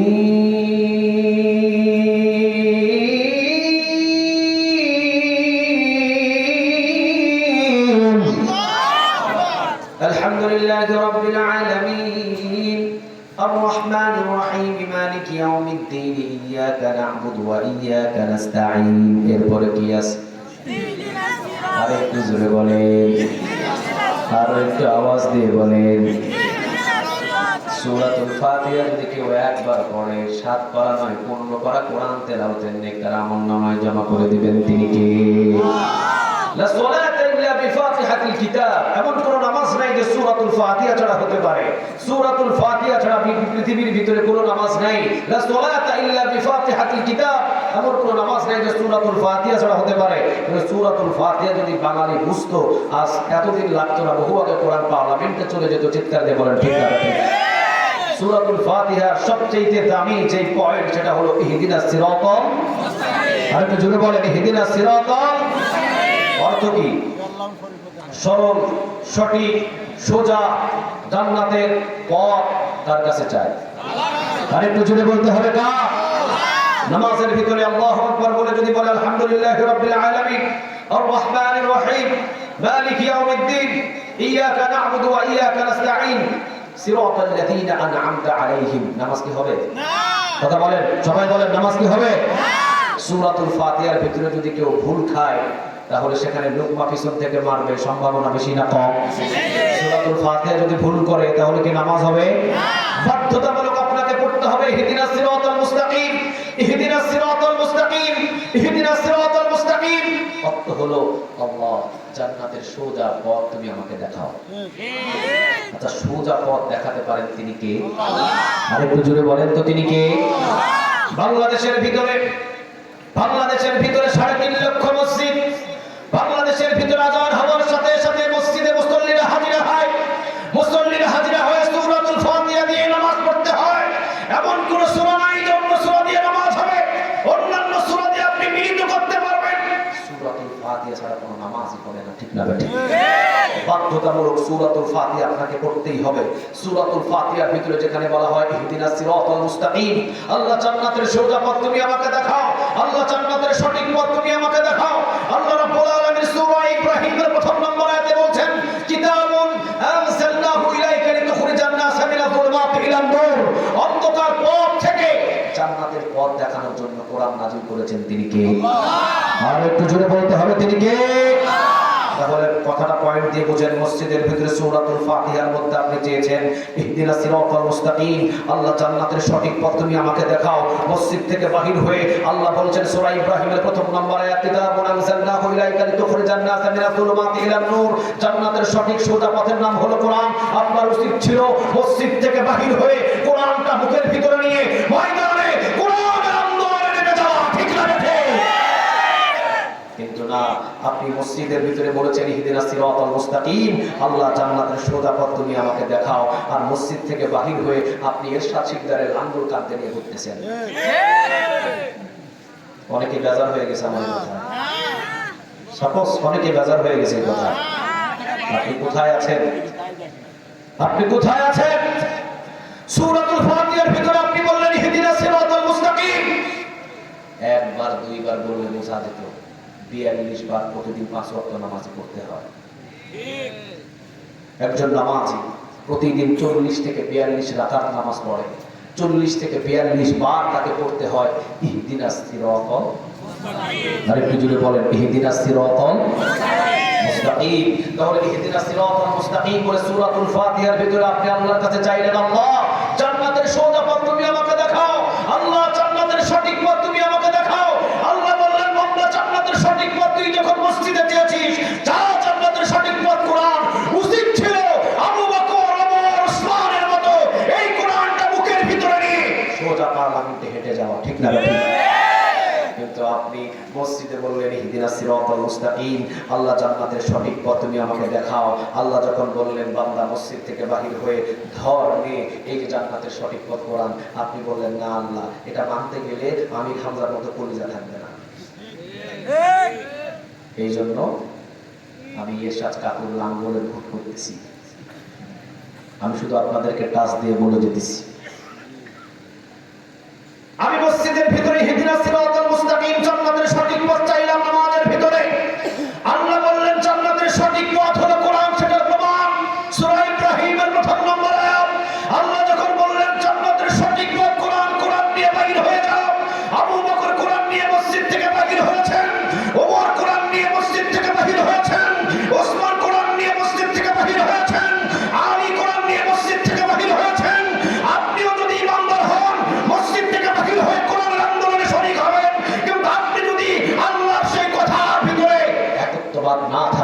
মসজিদে বলেছেন একরকম, মসজিদ থেকে বাহির হয়ে আপনি যদি লাঙ্গল কান্দে নিয়ে ময়দানে ঘোরাফেরা করেন, আল্লাহ বলেন তোর মতো বাটপার পৃথিবীতে একটাও নাই।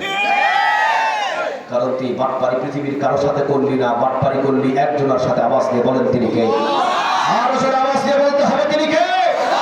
ওমর রাদিয়াল্লাহু তাআলা আনহু মসজিদে নববীতে ইমামতি শেষ করে কোরআনটা বুকের ভিতরে ধরে তিনি চলে গেছেন পার্লামেন্টে। সুবহানাল্লাহ বলেন। আর আমরা মসজিদে নামাজ শেষ করে মসজিদে বলি ইহদিনাস সিরাতাল মুস্তাকিম, আল্লাহ জান্নাতের সঠিক পথ তুমি আমাকে দেখাও। একদম নরম হয়ে হাত জোড় করে এতিমের মতো গোলামের মতো দাঁড়িয়ে বলি ইহদিনাস সিরাতাল মুস্তাকিম, আল্লাহ জান্নাতের সঠিক পথ তুমি আমাকে দেখাও। আল্লাহ যখন বললেন বান্দা তুই যখন মসজিদে একদিনে 42 বার আমার কাছে জান্নাতের সঠিক পথ চাইলি, এই যে নে কোরআনটা হলো জান্নাতের সঠিক পথ। এই পথের ভিতরে কোনো বাধা নাই, এই পথের ভিতরে কোনো চৌমুহনী নাই, এই পথের ভিতরে কোনো আঁকা বাঁকা নাই। ধর্মী দুনিয়ায় মানতে পারলে সোজা চলে যাবে জান্নাতে। নে এই কোরআনটা নে। আপনি যখন আল্লাহ বলছেন কোরআনটা নে, তখন আপনি বলতেছেন আল্লাহ এই কোরআন মানতে গেলে নবীর মতো ভালো মানুষ তায়েফের ময়দানে মার খেতে হয়েছে, আমি তো মার খেতে পারবো না। এই কোরআন মানতে গিয়ে আমি হামদার কলিজা থাকে নাই। এই কোরআন মানতে গিয়ে বিশ্বনবীকে 3 বছরের বেশি জেল খাটতে হয়েছে। এই কোরআন মানতে গিয়ে বিশ্বনবীর মাথায় পাথর দিয়ে আঘাত করা হয়েছে। এই কোরআন মানতে গিয়ে বিশ্বনবীর 2টা দাঁত শহীদ করে দেওয়া হয়েছে। এই কোরআন মানতে গিয়ে সুমাইয়াকে জীবন দিতে হয়েছে। এই কোরআন মানতে গিয়ে খুবাইবকে জীবন দিতে হয়েছে। এই কোরআন মানতে গিয়ে খাব্বাবের কবর জ্বালিয়ে দেওয়া হয়েছে।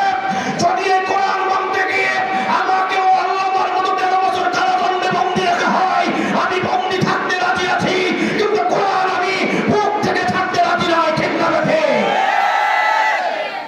যারা এই কোরআনটা মসজিদে আল্লাহর কাছে সরল পথ চেয়ে মসজিদ থেকে বাহির হয়ে কোরআনটা বুকের ভিতরে নিয়ে মসজিদে বাহির হয়ে কোরআনের আন্দোলনে শরীক হবে, হামলা আসবে, মামলা আসবে, জেল আসবে, জুলুম আসবে, অত্যাচার আসবে, দেশ ছাড়া লাগতে পারে, ফাঁসির মঞ্চে ঝোলা লাগতে পারে, এমনকি বাংলাদেশ থেকে পালিয়ে অন্য কোনো রাষ্ট্রে বসবাস করা লাগতে পারে, কিন্তু কোরআন বুক থেকে ছাড়া যাবে না।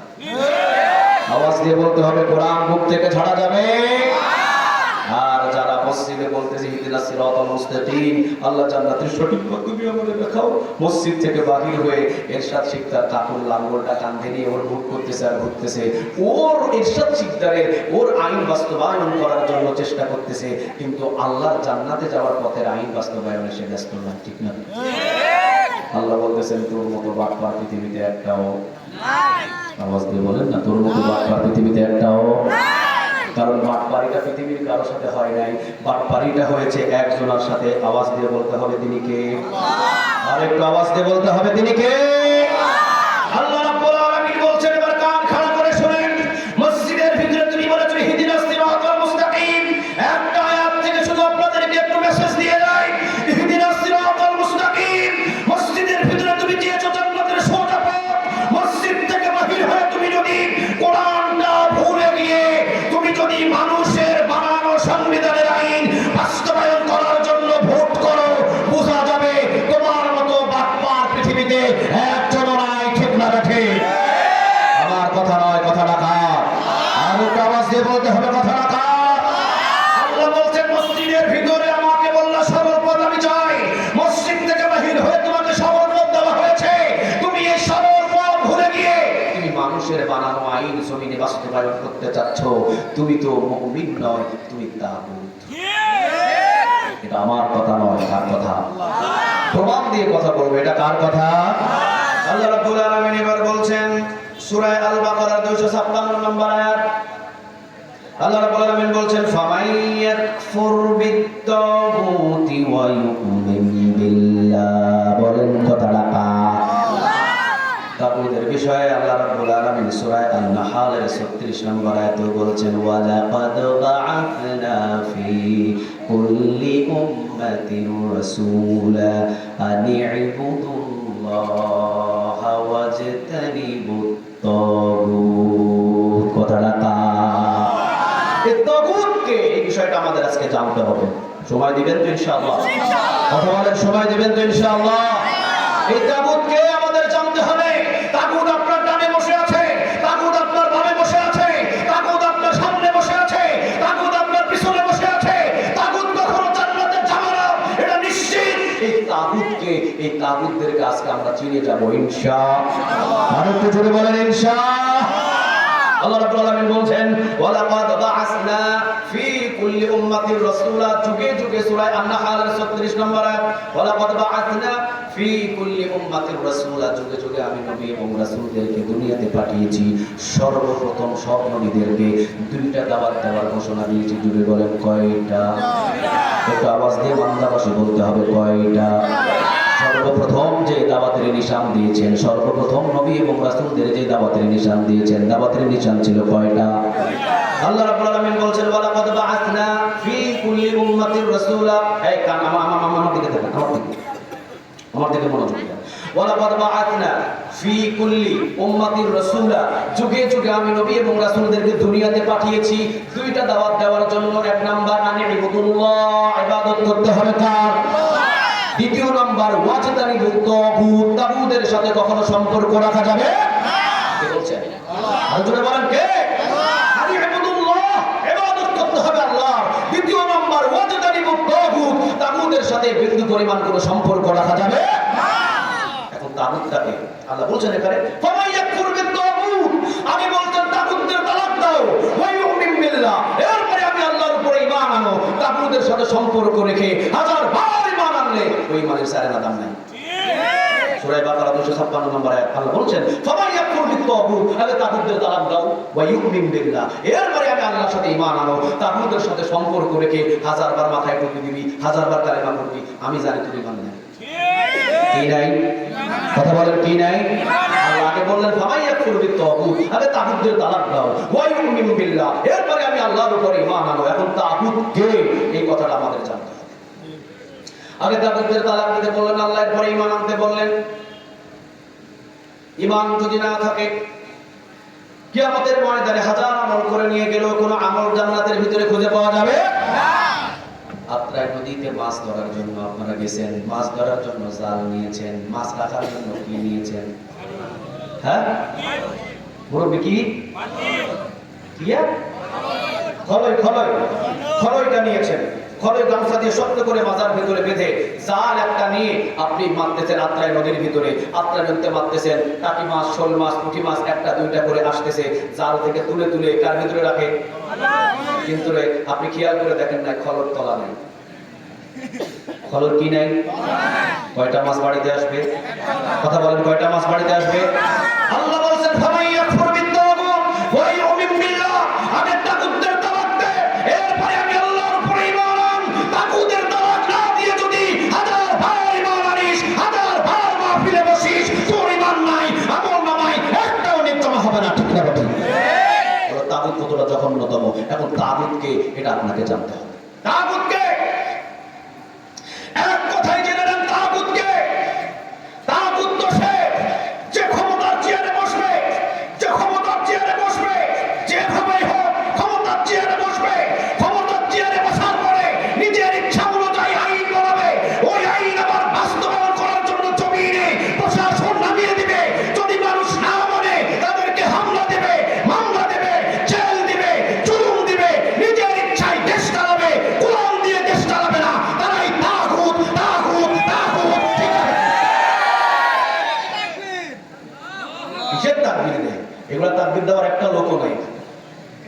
তাকবীর ওমর রাদিয়াল্লাহু তাআলা আনহু একা মক্কার জমিন কাঁপায় ফেলছে। সুবহানাল্লাহ বলেন। একজন ওমর ওরা মক্কাকে কাঁপায় ফেলছে। সুবহানাল্লাহ বলবেন না? ওমর রাদিয়াল্লাহু তাআলা আনহু যখন আসছিলেন কালেমা পড়ার জন্য রাসূলের কাছে, কালেমা পড়ে রাসূল কি বলছেন, ওমর ইয়া রাসূলুল্লাহ, আমি তো কালেমা পড়ে মুসলমান হলাম, আমার কাজ কি? রাসূল বললেন ওমর কালেমাটা গোপন রেখে দাও। ওমর বলতেছেন নবী 40 থেকে 42 জন কালেমা পড়েছে আমার আগে, ওরা কি করেছে? রাসূল বলছেন সবাই গোপন রেখেছে। ওমর বললেন নবী আমিও যদি গোপন রাখি তাহলে তো ওমর কালেমা পড়ে ইসলামের কোনো লাভ হয় না। ঠিক না বেঠিক? অনুমতি দেন, আমি ওমর একাই মক্কার ভেতরে কালেমার কথা ঘোষণা দিয়ে দেব। সুবহানাল্লাহ। 40 থেকে 42 জনকে সাথে নিলেন, মক্কার চত্বরে নিয়ে গেলেন। ওমর রাদিয়াল্লাহু তাআলা আনহু 40 থেকে 42 জনকে দাঁড় করিয়ে ওমর আল্লাহর নামে একটা তাকবীর দিলেন, লিল্লাহি তাকবীর। ওই আওয়াজটা দেন, লিল্লাহি তাকবীর। নারে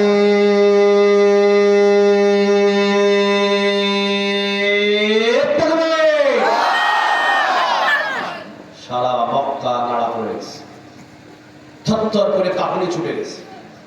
আবু জেহেল দৌড় দিয়েছেন, কার বড় মুখের ফোঁটা মক্কার ভিতরে আল্লাহর নামে ধরে দেয়। আবু জেহেল সামনে এসে দেখে ওমর এমন ব্রেক ধরছে, টায়ার পুরো বন্ধ হয়ে গেছে। সুবহানাল্লাহ বলবেন না? ওমর রাদিয়াল্লাহু তাআলা বললেন, আবু জেহেল দাঁড়ালা কেন, আসো সামনে আগাও। ওমর সামনে আগায়, কিন্তু আবু জেহেল সামনে আগায় না, কারণ আবু জেহেল ভালোভাবেই জানে ওমরের মুখ চলার আগে কি চলে। আর একটু যদি বলেন কি চলে। ওমর রাদিয়াল্লাহু তাআলা বললেন, বহু জালাম জ্বালিয়েছো, বহু কষ্ট দিয়েছো। ওমর আজকে কালেমা পড়েছে, এই কালেমার প্রচার আজ থেকে গোপন থাকবে না, ওমরের সামনে প্রকাশ্যে কালেমার কথা চলবে। বিশ্বনবী ওমরের এই কালেমার দাওয়াতের ঘোষণা দেখে রাসূল বললেন, ওমর তুমি তো ওমর নও, তুমি ওমরে ফারুক, মানে সত্য আর মিথ্যার ভিতরে পার্থক্যকারী। সুবহানাল্লাহ বলেন। ওমর রাদিয়াল্লাহু তাআলা আনহু যদি একাই পুরো মক্কাকে নাড়া দিয়ে ফেলতে পারে, আমরা তো সেই ওমরের উত্তরসূরি, আমরাও তো সেই ওমরের উত্তরসূরি। আসেন না তিনবার তাকবীর দিয়ে এই ময়দানকে কাঁপিয়ে ফেলি। লিল্লাহি তাকবীর, লিল্লাহি তাকবীর। নারে তাকবীর। কিছুদিন আগে যেই ময়দানগুলোতে আল্লাহু আকবার ধ্বনি দিতে গিয়েছিলাম, ওই ময়দানগুলোতে বাধা দিয়েছে। এখন তো আর কোনো বাধা নাই। কথা বলেন না কেন? আছে? আল্লাহু আকবার ধ্বনি শুনে বাম দিক থেকে চিলি পাশে হুজুর এটা দেওয়া যাবে না, বাম দিক থেকে চিলি পাশে হুজুর এটা দেওয়া যাবে না। কেন? কয় চাপ আছে। আমি বললাম কোথায় থেকে চাপ আছে? কয় আছে। আমি বললাম কোথায় থেকে চাপ আছে? অমুক চাপ দিয়েছে, তমুক চাপ দিয়েছে। আমি বললাম আপনাকে চাপ দিয়েছে জমিন থেকে, আর আমাকে আরশে আজিম থেকে চাপ দিয়েছেন তিনি কে? আল্লাহু আকবারের ধ্বনি থাকবে। সেও তো আমার জন্ম হয়েছে, জন্ম প্রথম দিন আমার এক কানে আযান, এক কানে ইকামত দিয়ে আমার কানে বুঝিয়ে দেওয়া হয়েছে এটা দিয়ে তোমার জীবন শুরু, ঠিক না বা ঠিক? আবার যেদিন দুনিয়া থেকে বিদায় হব, সেই দিন সমস্ত মানুষ জানাজার নামাজে দাঁড়িয়ে আল্লাহু আকবারের ধ্বনি দিয়ে আমাকে বিদায় দিয়ে দিবে। কথা বলেন না? আল্লাহু আকবারের ধ্বনি শুনে আমার জীবন শুরু হয়েছে, আল্লাহু আকবারের ধ্বনি শুনে আমার জীবন শেষ হয়েছে। মাঝখানে আল্লাহু আকবারের ধ্বনির বিরুদ্ধে যদি কেউ কথা বলে, তাদের সাথে আমাদের কোনো সম্পর্ক নাই। এই জন্য আমি মাঝে মাঝে নাস্তিকদের বলি, এই জন্য আমি মাঝে মাঝে নাস্তিকদের বলি, যারা আল্লাহু আকবারের ধ্বনির বিরুদ্ধে ওই ঢাকা শহরে বাক্সর ভিতরে পুলিশ পাহারা দিয়ে, র‍্যাব পাহারা দিয়ে, সেনাবাহিনী পাহারা দিয়ে ওই নাস্তিকগুলো আল্লাহর বিরুদ্ধে, কোরআনের বিরুদ্ধে, ইকামতের দিনের বিরুদ্ধে কথা বলে। আমি বলি পুলিশ পাহারা দিয়ে, র‍্যাব পাহারা দিয়ে ঢাকা শহরের ভিতরে আল্লাহর বিরুদ্ধে কথা নাই। বুকের যদি পাতা থাকে, রাজশাহী বিভাগের ভিতরে এসে ইসলামের বিরুদ্ধে কথা বল, বুকের চামড়া নিয়ে ঢাকা যেতে পারবি না। জায়গা মতো এসে কথা বল, সোজা পায়ে হাঁটার সুযোগ পাবি না, ঠিক না ঠিক? জাগতে হবে মুসলমান, উমরের উত্তরসূরি আবার জাগতে হবে। 3.5 লক্ষ বাংলাদেশের মসজিদ, এই বাংলাদেশের মসজিদের ইমামগুলো যদি জেগে যেত, বাংলার জমিনের বহু আগে কালিমার কথাটা বলে যেত। ওমর রাদিয়াল্লাহু তাআলা হাতের ভিতরে তরবারি নিয়ে খুতবা দিয়েছে। সুবহানাল্লাহ বলেন। তা তুমি হাতের ভিতরে তরবারি তো দূরের কথা, হক কথা দাও না। তুমি হক কথা কইলে বলছে আপনি চলে যাবো, তো তুমি চাকরি করতে বসে কে? মেম্বার ছেড়ে দে। তোর মতো সুযোগ পাওয়া ইমামের দরকার নাই। হক কথা বলার জন্য খতিবের প্রয়োজন। তোমার মতো সুযোগ পাওয়া ইমাম ছেড়ে দাও। হক কথা বলার জন্য খতিব এখানে তৈরি হয়ে যাবে, ঠিক না ঠিক? 3.5 লক্ষ মসজিদ বাংলার জমিনের ভিতরে, এই 3.5 লক্ষ মসজিদের ইমামগুলো যদি কোরআনের রাজনীতির হক কথা যদি সুযোগ খুঁজে সবাইকে বুঝিয়ে দিত, আরে বাংলাদেশের 3.5 লক্ষ মসজিদের মুসল্লিরা তো কালিমার কথা পৌঁছায় দিত। কিন্তু না, শুধু বুঝে কথা বলেন না। আল্লাহ আমাদের সবাইকে তৌফিক দান করুন, বলেন আমিন। আর একটু জোরে বলেন আমিন। তাহলে তাগুতকে যে প্রথমত অবস্থায় ক্ষমতার চেয়ারে বসবে, ক্ষমতার চেয়ারে বসার পরে সে আল্লাহর বিধানের আইন সব ভুলে যাবে, এরপরে নিজ ইচ্ছায় আইন বানাবে, ওই আইন আবার বাস্তবায়ন করার জন্য মানুষদেরকে বলবে, মানুষরা যদি না মানে তাদেরকে আরেকবার বোঝাবে, আবার যদি না মানে তাদেরকে জরিমানা করবে, তাদেরকে জেল দেবে, তাদেরকে হামলা দেবে, মামলা দেবে, প্রয়োজনে যদি না মানে ফাঁসির মঞ্চে গিয়ে ঝোলাবে। এরাই তাগুত। কথাটা কার? আর একটু জোরে বলতে হবে, কথাটা কার? উদাহরণ যদি দিই তাহলে বুঝে নেবেন। আমার গাড়ি নওগাঁ শহর থেকে রাজশাহী শহরের দিকে রওনা দিয়েছে।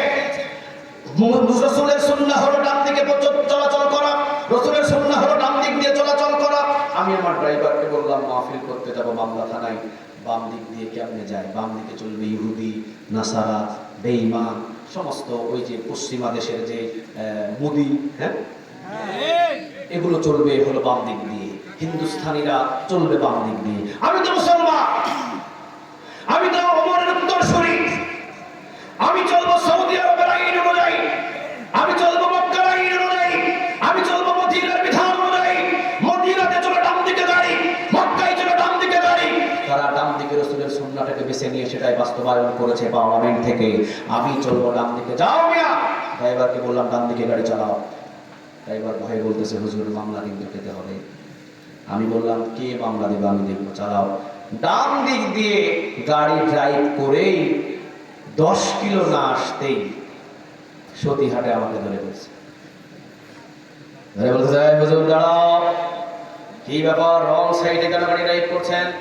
সার্জনকে আমি বললাম, স্যার এটা তো রং সাইড নয়, 1400 বছর আগে রাসূল চলছেন ডান দিক দিয়ে, আমিও চলতেছি ডান দিক দিয়ে। উনি বলতেছেন, 1400 বছরের আইন তো বাংলাদেশে চলে না, বাংলাদেশে চলে যারা ক্ষমতায় বসে আছে তাদের আইন, ঝামেলা এখানে। আমি বললাম, আমি রাসূলের উম্মত, আমি কোরআনের বিধান মানি, আমি মানুষের আইনে চলতে চাই না, আমি ডান দিকে চলতে চাই, আপনি আমাকে ছেড়ে দেন। আমি ডান দিক দিয়ে গাড়ি চালিয়ে যাব। সার্জন বলল, হুজুর বোঝা গেছে আপনি কোন দলের, অসুবিধা নাই, গাড়ির কাগজটা দেন। গাড়ির কাগজ দিলাম। আমি মনে করেছিলাম হয়তো দেখে ছেড়ে দিবে, কিন্তু না, আমি ডান দিকে চলার কারণে আমাকে প্রথমে বোঝালেন। আমি যখন বুঝ না মেনেও চলতে চাইলাম, তখন উনি কাগজটা নিয়ে আমাকে বেশি না 25,000 টাকার মামলা দিয়ে দিলেন। 25,000 টাকার মামলা দিয়ে উনি আমাকে বললেন যে, হুজুর 25,000 টাকার মামলা নিয়ে বাম দিকে সোজা চলে যান।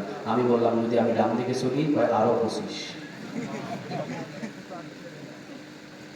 আমি যদি বলি আরো 25 দেওয়ার পরে যদি আমি ডান দিকে চলি, তাহলে সোজা কারাগার, কারাগারে গিয়েও যদি আমি ডান দিকে চলি সোজা ফাঁসি। তখন আমি বলে দিলাম রাসূলের 1400 বছর আগের সুন্নাহ যদি আমি মানতে যাই, রাস্তার ভিতরে আমাকে সর্বপ্রথম নিষেধ করা হয়। নিষেধ না মানলে 25,000 টাকার মামলা দেওয়া হয়, নিষেধ না মানলে আরো 25,000 টাকার মামলা দেওয়া হয়, নিষেধ না মানলে কারাগারে ঢোকানো হয়, ওই নিষেধ না মানলে ফাঁসি দিয়ে শেষ করে দেওয়া হয়। আমি বুঝে নিলাম আবু বকরের, আমি বুঝে নিলাম আবু জেহেলের, আবু লাহাবের, উতবা, সাইবার আইন আমি দেখি নাই, কিন্তু তাগুদের আইন আমি পড়েছি। এখন দেখতেছি যারা কোরআনের আইন বাস্তবায়ন না করে নিজের ইচ্ছাকৃত আইন বাস্তবায়ন করে জমিনের উপরে আমাকে মানতে বলে, না মানলে 25,000 টাকার মামলা দেয়, এই আইনটাই তাগুদের আইন। আওয়াজ দিয়ে বলেন ঠিক না বা ঠিক? আজকে যদি আপনাদের গ্রামের ভিতরে একটা ছেলে দোকানে চুরি করে, আপনারা সমাজবাসী যদি চুরি করলে হাত কেটে দাও, আইনটা খারাপ, ওই আইন অনুযায়ী যদি হাত কেটে দেন, সবার বিরুদ্ধে রাষ্ট্রীয় মামলা হয়ে যাবে। কেন হবে? কারণ এই আইনটা পার্লামেন্ট থেকে জারি না। এই জন্য আপনাদের সবাইকে রাষ্ট্রীয়ভাবে মামলা দিয়ে সবাইকে ধরে নিয়ে যাবে।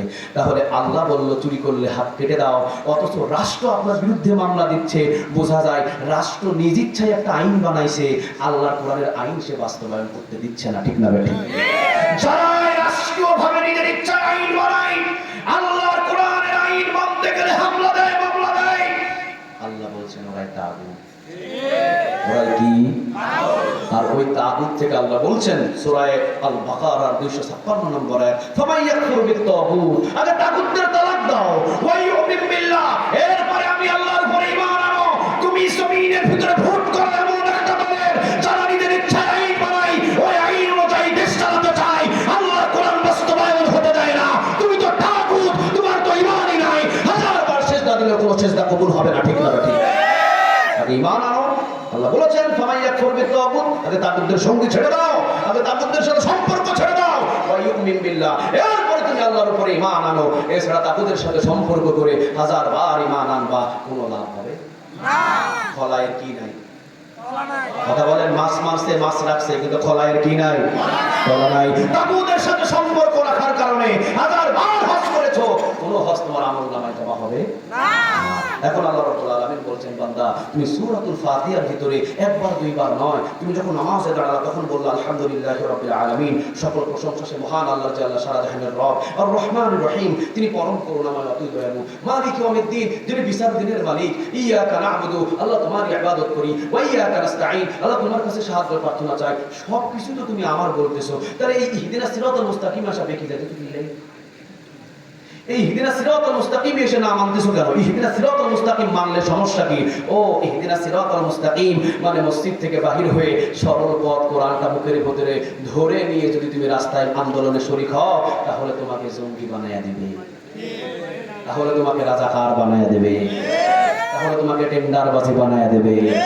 তুমি 50 বছর কোরআনের দাওয়াতি কাজ করার পরেও 13 বছর তোমাকে কারাগারে বন্দী রাখবে। নিজামের মতো শত ভালো মানুষকে রাত বা এক মিনিটে ফাঁসির কাস্টে ঝুলিয়ে শেষ করে দেওয়া হবে। শুধু তাই নয়, তোমার জন্য আয়না ঘর বানানো হবে। তুমি এই সুযোগ বুঝে তুমি বলতেছো দিনকাল ভালো না, এই জন্য মসজিদে ইহদিনাস সিরাতাল মুস্তাকিম বলি, আর মসজিদ থেকে বাহির হয়ে ওই তাগুতের সাথে তাল মিলে আসলে। আল্লাহ বলে, তোর তো ঈমানই নাই, তোর কি নাই? কথা বলেন, কি নাই? সূরা আল বাকারা 256 নম্বর আয়াত প্রমাণ দিয়ে গেলাম। ফামান ইয়াকফুর বিত্তাগুত, আল্লাহ বলেন তাগুতদের তালাক দিয়ে আগে ওয়া ইউমিন বিল্লাহ, এরপরে আমি আল্লাহর উপর ঈমান আন। তাগুতদের সাথে সম্পর্ক রেখে 1000 বার মসজিদে তুই নামাজ পড়বি, কোন নামাজ কবুল হবে না, কারণ তোর খলায়ের কি নাই? কথা বলেন, কি নাই? এই জন্য আজ থেকে এখান থেকে বুঝতে হবে, মসজিদের ভিতরে সূরাতুল ফাতিহাতে আপনি যা বলেছেন ইহদিনাস সিরাতাল মুস্তাকিম, আল্লাহ জান্নাতের সঠিক পথ আমি তোমার কাছে চাই, মসজিদ থেকে বাহির হয়ে জান্নাতের সোজা পথ বুকের ভিতরে ধারণ করে, এটা যতদিন পর্যন্ত বাংলার জমিনে এই কোরআনের আইন বাস্তবায়ন না হবে ততদিন পর্যন্ত আন্দোলন চালিয়ে যেতে হবে। প্রয়োজনে ঘর ছাড়বো, প্রয়োজনে বাড়ি ছাড়বো, প্রয়োজনে কারাগারে বন্দী রাখবো, প্রয়োজনে জীবন দিয়ে দিব, কোরআনটাকে কখনো বুক থেকে ছেড়ে দেব না। সবার রাজি আছে তো মুসলমান? ডান দিকে আমাদের জান্নাত, বাম দিকে আমাদের জাহান্নাম।